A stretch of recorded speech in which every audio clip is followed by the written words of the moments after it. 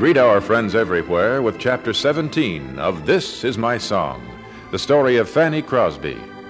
This is another in the series, Stories of Great Christians, and comes to you from the Moody Bible Institute of Chicago.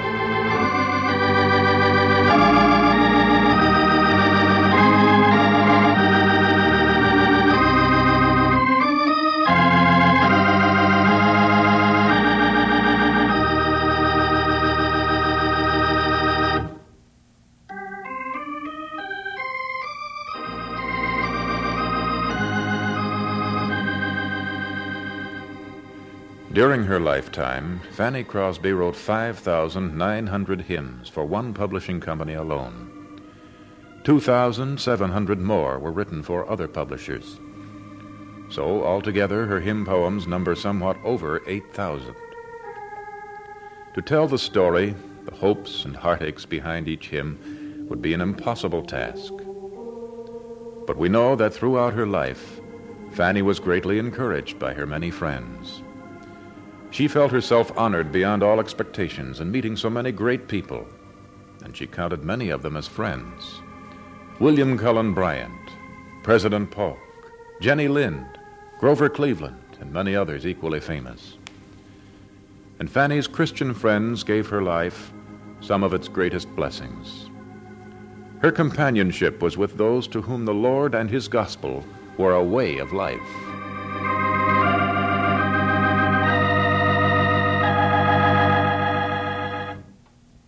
Asleep, Fanny? No, just thinking, dear. About what? Many things, Van. My life, our life together. I hope your thoughts are pleasant. They are pleasant, Van. I have nothing to be sad about. Not even about meeting me? Least of all that. Then you've forgiven me for the surprise birthday party I arranged for you? It was the sweetest thing that ever happened to me. Oh, Van, to hear my friends sing the hymns I'd written, it really was thrilling. It was for me, too. I kept thinking to myself, look here, Mr. Van Alstyne, you're married to a famous woman, and you don't even know it. Why, Fanny Crosby is known all over the world, but you don't treat her like a celebrity. You've got to do better now. Perhaps you should address her as Her Royal Highness. Why not? You're the queen of all hymn writers, you know.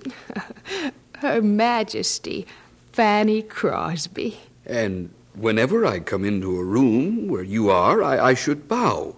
And never should I speak of my love for you. Is that what happens to queens? That their husbands should feel too awed to speak of their love? I don't know. I feel sorry for them if it is. And so do I. What a lonely life if a queen had to be only a proud and regal woman, never daring to be human. Then, after I've thought it all out, I say to myself, Fanny is my queen.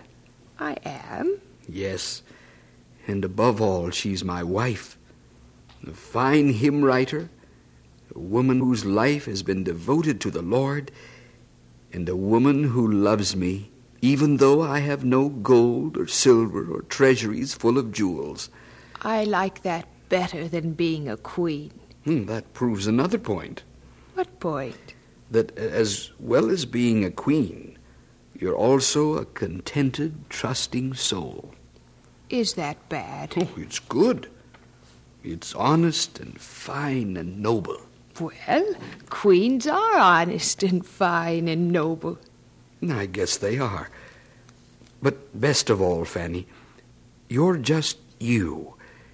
The little girl who, with her deep faith, has made the man she grew up to marry a much humbler man of God.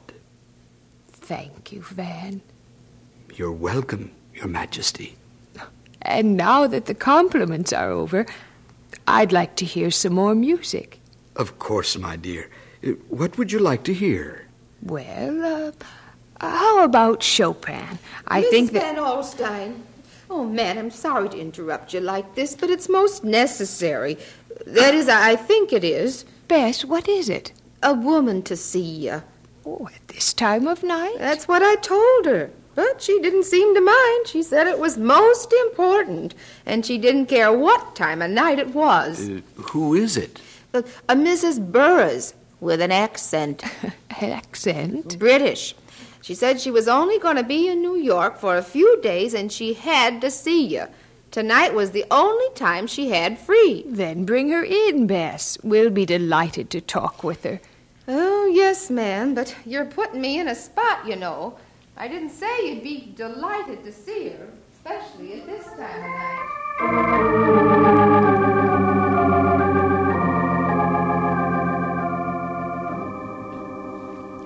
Bess left the room and came back with Mrs. Burroughs. Fanny invited her to sit down, and Bess left reluctantly to prepare some refreshments. It wasn't often Fanny had visitors from England, and Mrs. Burroughs was from England. Her accent clearly told that, and her voice was kind and pleasant. Van and Fanny pictured her immediately, even though they couldn't see her face.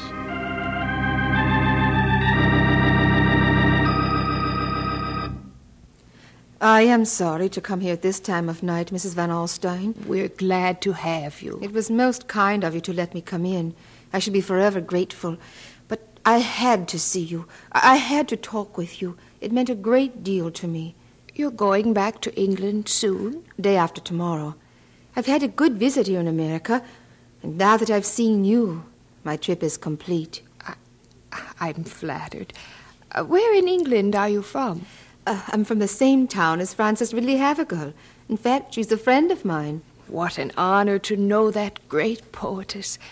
She has corresponded with me, and I feel that is an honor. You and she are two of a kind, Mrs. Van Alstyne. But you must be wondering why I've come to see you. I want to tell you about my son. Is he with you? He died last year, Mr. Van Alstyne. Oh, I'm sorry. He became ill so suddenly. We took him to the hospital, but in 2 weeks he returned, a helpless case. He died shortly after. It must have been awfully hard for you. Yes, it was, but there's no good in a person going about feeling sorry for himself, Mrs. Van Alstyne. I'm a Christian, and it was God's will that my son be taken from me. Mrs. Van Alstyne, my son, Roddy, loved your hymns. He sang them all the time after we brought him home from the hospital. Oh, I'm so happy to hear that. They were a comfort to him and to all who came near him. Even the night he died, I was alone in the house. Alone. He'd been feeling better all day, and the doctor had encouraged us. Then I heard the sound of his cane on the floor. When I reached his bedside, he asked me not to leave him, and he asked for the hymn book. He wanted to sing. I remember it so well. His clear, beautiful voice singing your hymn, Safe in the Arms of Jesus. I just sat and listened. Oh, I'd heard him sing before, many times, but not like this, Mrs. Van Alstyne. Not like this. I'm afraid I knew then that he would not get well. So I just sat there, broken at heart, and yet knowing that I must not become bitter, that I would not. Then he stopped. He looked at me, and he said, "Oh, Mother, don't feel sorry for me. There are fields of glory. There is a Jasper Sea. Fanny Crosby was right." Shortly after that, my son died. He sounds like a wonderful boy, Mrs. Burroughs. You see, it was most necessary that when I did come to America, that I come here to you, the last person my son mentioned. We're very sorry, Mrs. Burroughs. Sorry? No, you needn't be, Mr. Van Alstyne. It is hard to accept God's will, but we must do it. We must not feel sorry for ourselves, only happy for those as fortunate as my Roddy, who know Christ. I'm so very glad that you came to see me. I wanted you to know one small happiness that one of your hymns has brought. Mr. Bigelow, he's the head of the school for the blind here in New York, once said that hymn must give great comfort to those who have lost a dear one. He was right. Yes. Yes, he was. And you know, my hymn has even comforted me. You see, Van and I lost a child, too.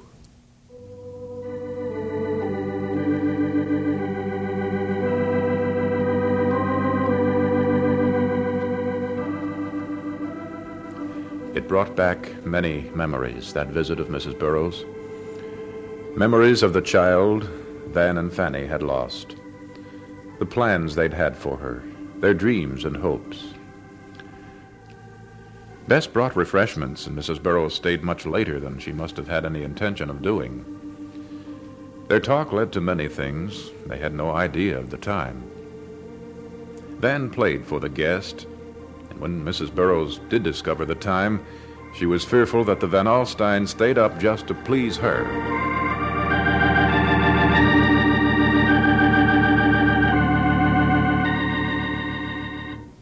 Oh, I'm sure you'll think the British never know when to leave, Mrs. Van Alstyne. Oh, on the contrary, we'd have been disappointed if you'd left earlier. I've had a wonderful evening. Thank you. I hope you'll come again. I certainly shall, if I come to America again. But now that I have such good friends here, that isn't an impossibility. I hope you remember that. And Mr. Van Alstyne, thank you for your playing, especially that hymn. God moves in a mysterious way, his wonders to perform. He plants his footsteps on the sea and rides upon the storm.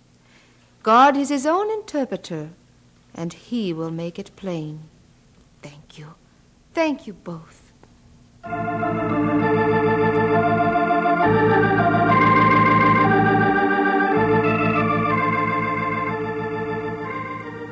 Van and Fanny stayed up long into that night. Their thoughts were with Mrs. Burroughs, who'd come from England to visit Fanny. She, too, had come to know the truth. She had suffered greatly and had refused to become bitter, and her faith had increased. She was a woman, much like Fanny.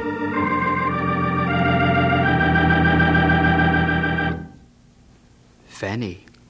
Yes, Van? I repeat all I said about your being a queen. You are a queen. I'd rather not be. But you are. You can't escape it. You're the queen of hymn writers. Mrs. Burroughs knows. So did her son. And you, darling?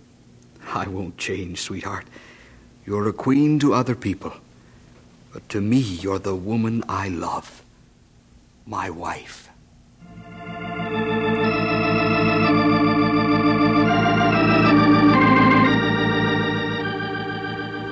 Days of happiness were frequent. Days of love and faith in God were the rule.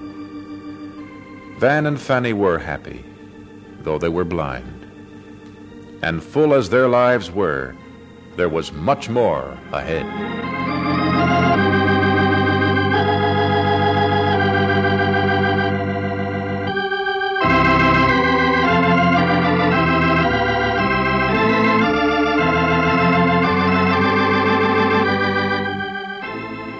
And so we conclude Chapter 17 of This Is My Song, the story of Fanny Crosby.